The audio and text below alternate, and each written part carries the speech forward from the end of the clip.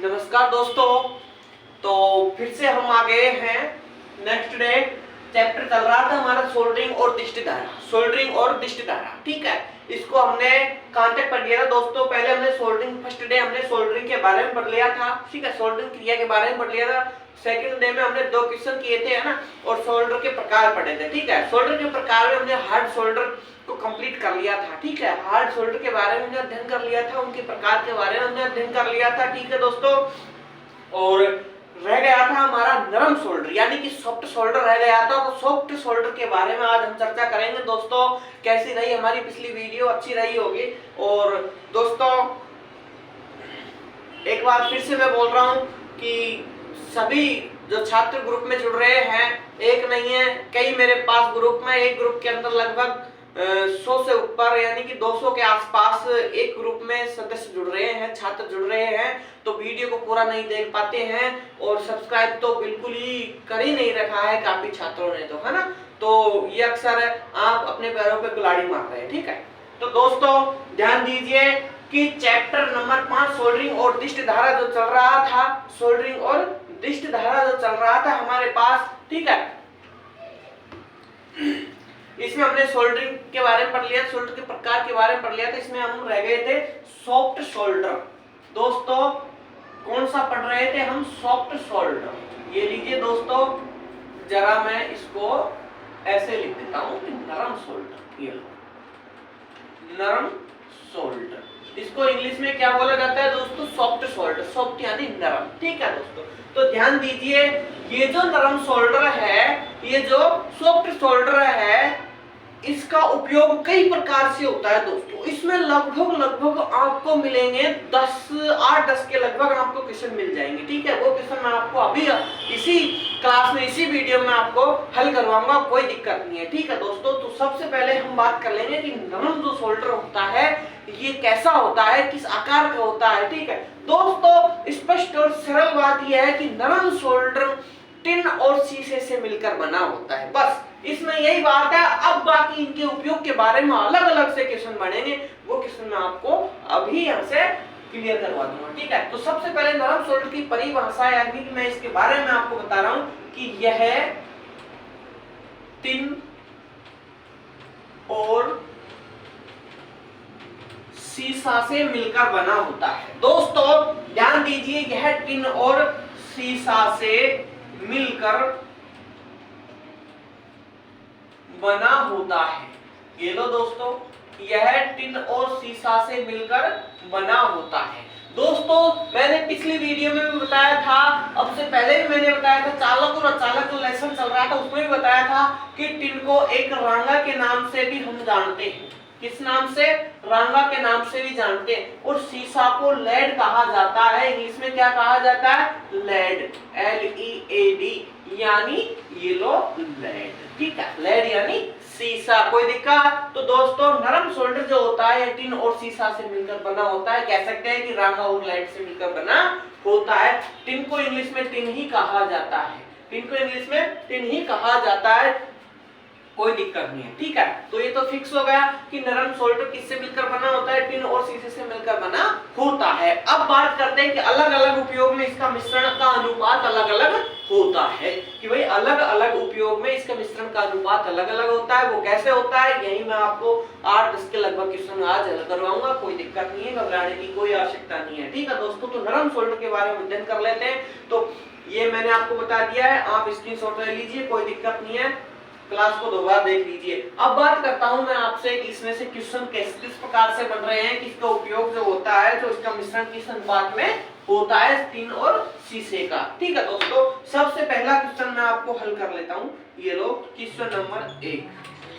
Question number 1 के बारे में अध्ययन कर लेते हैं। ठीक है दोस्तों, जुड़े रहिए अंत तक। और देखो क्वेश्चन नंबर 1 क्या है। क्वेश्चन नंबर 1 यह है कि भाई सूक्ष्म आकार यानी कि सब छोटे छोटे आकार के जो उपकरण होते हैं, ठीक है, सूक्ष्म आकार वाले वैद्युतिक उपकरणों के लिए कितने अनुपात में टिन और शीशा मिला होता है? बस ये लो, लिख देता हूं मैं यहाँ पे, ये लो भाई, सूक्ष्म आकार के वैद्युतिक सूक्ष्म आकार के वैद्युतिक उपकरणों, ये लो दोस्तों, सूक्ष्म आकार के वैद्युतिक उपकरणों के लिए, ये लो, के लिए कितने अनुपात में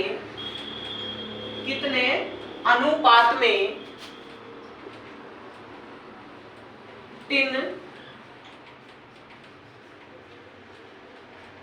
व सीसा मिला होता है, टिन व सीसा मिला होता है।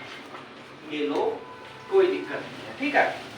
क्वेश्चन क्या था हमारा कि सूक्ष्म आकार के वैद्युतिक उपकरणों के लिए कितने अनुपात में टिन व सीसा मिला होता है, कोई दिक्कत। तो दोस्तों देखो, शानदार क्वेश्चन है। सूक्ष्म का मतलब कि छोटे छोटे आकार वाले जो वैद्युतिक उपकरण होते हैं उनके लिए कितने अनुपात में टिन और सीसा मिला होता है, कितने अनुपात में टिन और सीसा मिलकर वो सोल्डर बना होता है, उस सोल्डर का प्रयोग हम करते हैं। दोस्तों राइट आंसर हमारा है यहाँ पे, ये लो मैं यहाँ पे लिख देता हूँ कि कितने आकार का बना होता है, कितने अनुपात में मिला होता है दोस्तों, 50% टिन और 50% सीसा।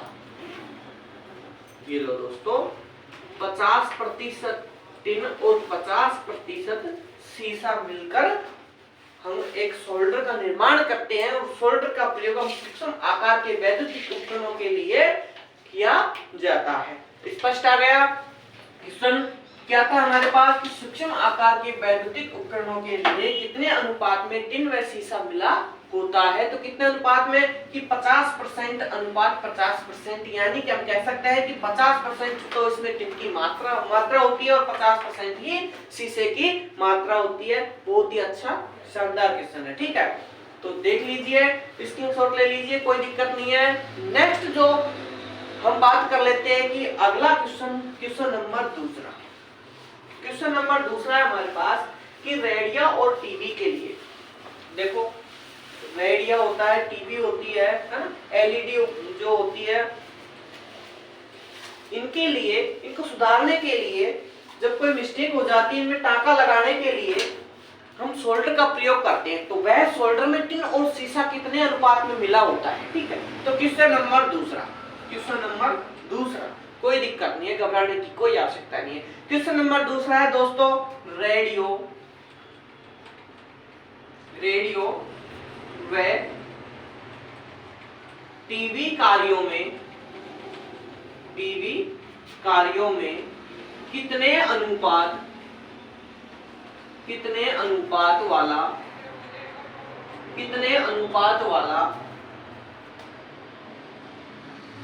कितने अनुपात वाला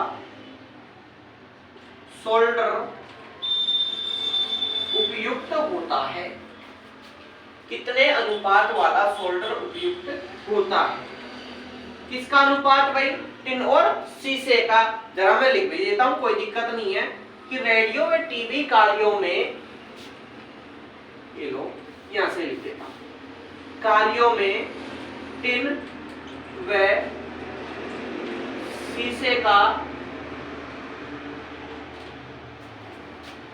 सीसा का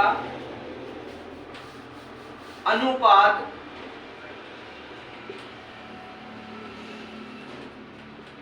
कितना होता है। ये लो,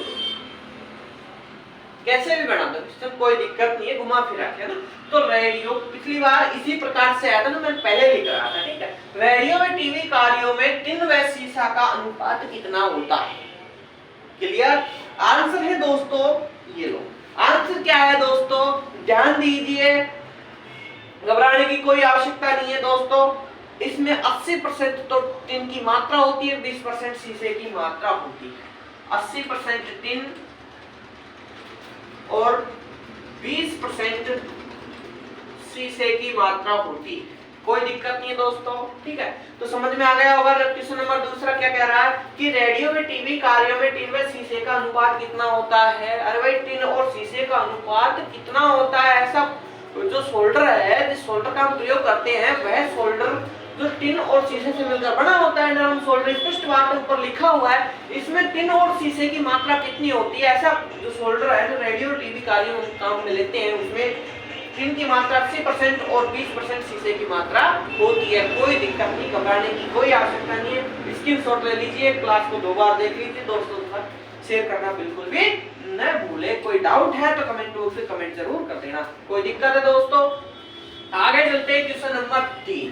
क्वेश्चन नंबर 3 कि एल्यूमिनियम की वस्तुओं पर टांका लगाने के लिए कौन सा सोल्डर उपयुक्त होता है? ठीक है, देखो क्वेश्चन नंबर 3 क्या है दोस्तों? शानदार क्वेश्चन बता रहा हूँ, एक ना एक क्वेश्चन आएगा, हर बार आ चुका है। डीआरडीओ दिल्ली मेट्रो के अंदर, आपके जेबीएनएल के अंदर, आईटीआई के अंदर कई बार क्वेश्चन आ चुका है। ठीक है, तो देखो दोस्तों क्वेश्चन क्या है हमारा, एल्यूमिनियम, ये लो दोस्तों, एल्यूमिनियम की वस्तुओं पर, एल्यूमिनियम की वस्तुओं पर टांका लगाने के लिए, टांका लगाने के लिए कौन सा सोल्डर उपयुक्त होता है? ये लो दोस्तों, कोई दिक्कत? एल्यूमिनियम की वस्तुओं पर टांका लगाने के लिए, टांका लगाने का मतलब उनको जोड़ने के लिए कौन सा सोल्डर उपयुक्त होता है? दोस्तों सबसे अच्छा आंसर, सबसे अच्छा क्वेश्चन, सबसे अच्छा आंसर क्या है? अल्का पी, एल्का पी सोल्डर उपयुक्त होता है। एक दूसरा नाम है अथवा निम्न मिश्रण वाला। दोस्तों मैं यहाँ पे लिख देता हूं ALCA, एल्का, ALCA, एल्का P, एल्का P solder या एल्का पी सोल्डर या निम्न मिश्रण वाला। आपने ये तो देख लिया होगा किताबों के अंदर, अन्यथा ये निम्न मिश्रण वाला सोल्डर नहीं देखा होगा। ठीक है, इसलिए मैं इसको भी लिखा दे रहा हूं कि एल्का पी सोल्डर या निम्न मिश्रण वाला, निम्न मिश्रण वाला सोल्डर उपयुक्त होता है। ये लो दोस्तों, सोल्डर उपयुक्त होता है।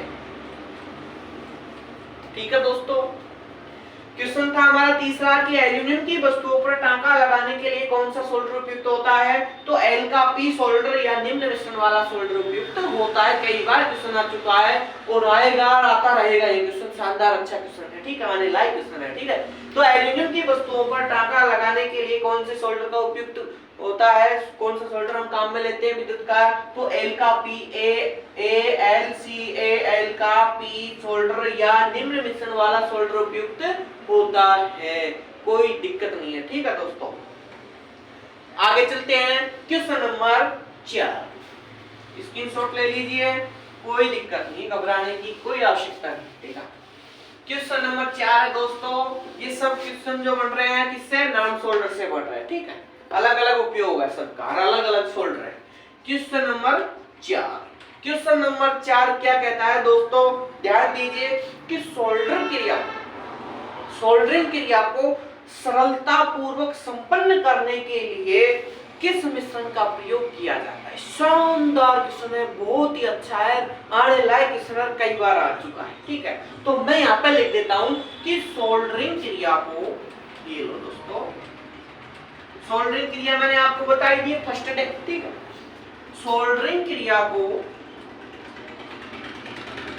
सोल्डरिंग क्रिया को सरलता पूर्वक, सरलता पूर्वक, सोल्डरिंग क्रिया को सरलता पूर्वक संपन्न, सरलता पूर्वक संपन्न करने के लिए, संपन्न करने के लिए किस मिश्रण का प्रयोग किया जाता है? किस मिश्रण का प्रयोग किया जाता है? ये लो दोस्तों, किस मिश्रण का प्रयोग किया जाता है? सबसे अच्छा क्वेश्चन है। क्वेश्चन को एक बार फिर से पढ़ो। सोल्डरिंग क्रिया को सरलता पूर्वक संपन्न करने के लिए किस मिश्रण का प्रयोग किया जाता है? दोस्तों शानदार क्वेश्चन है भाई। सोल्डरिंग क्रिया जानते हैं कि भाई दो तार है, दो तारों को जोड़ने के लिए, दो तारों को जोड़ने की प्रक्रिया, उसमें प्रक्रिया की सहायता से ही उस क्रिया को संपन्न करने के लिए कौन सी क्रिया कहलाती है? सोल्डरिंग क्रिया। सोल्डरिंग क्रिया को संपन्न करने के सबसे अच्छा मिश्रण है, तो सहायक होता है, वो संपूर्ण का कार्य करता है। ऐसा कौन सा मिश्रण है जिसका हम प्रयोग करते हैं दोस्तों? उसका नाम है, आपने देख लिया होगा, एक छोटी सी डिबिया में होता है, ग्रीस की टाइप में होता है, लेई कहते हैं उसे, पेस्ट या लेई कहते हैं। मैंने फर्स्ट डे बताया आपको, एक छोटी सी डिबिया में होता है और बिल्कुल ग्रीस की जैसा ही होता है, पीला पीला सा है ना, ग्रीस छोटी सी डिबिया में होता है। उसमें अपन सोल्डर डुबा के फिर हम टाका लगाते कि नहीं लगाते दोस्तों? उसे क्या कहते हैं? फ्लक्स कहते हैं। क्या कहते हैं? फ्लक्स नामक अधात्विक मिश्रण का प्रयोग किया जाता है। यह चूर्ण अथवा लेई के रूप में होता है। लेई, समझ गए? ठीक है, देखो मैं लिख देता हूं यहाँ पे इसका आंसर, ये लो, अब समझ में आ जाएगा, कोई दिक्कत नहीं है। फ्लक्स नामक अधात्विक मिश्रण का, धात्विक नहीं है ये, ध्यान दीजिए, अधात्विक है, ठीक है। और ये किस किस काम में सहायक होता है, ये सारी चीजें बताऊंगा। फ्लक्स किस काम में होता है, इसको क्यों लगाया जाता है, सारी चीजें बताऊंगा, ठीक है। तो आंसर में लिख देता हूं मैं कि फ्लक्स नामक अधात्विक मिश्रण का प्रयोग किया जाता है,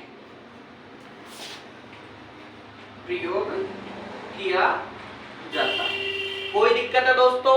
बिल्कुल है ना, कोई प्रॉब्लम है तो बता दिया करो, ठीक है। तो फ्लक्स नामक अधात्विक मिश्रण का प्रयोग किया जाता है। फ्लक्स किसे कहते हैं? मैंने आपको बता ही दिया कि सोल्डरिंग करते समय टाका लगाने से पूर्व एक अलग स्पेशल डिबिया होती है, इसमें ग्रीस की भांति उसमें कुछ ऐसा पदार्थ होता है, अधात्विक पदार्थ है, क्लियर बात है, कोई धात्विक नहीं है, वो अधात्विक पदार्थ है। उसमें सोल्डर को डुबोकर फिर हम टाका लगाते हैं, बस वो डिबिया में पड़ा हुआ जो ग्रीस रखा होता है उसी को क्या कहते हैं? फ्लक्स। तो फ्लक्स नामक अधात्विक मिश्रण का प्रयोग किया जाता है।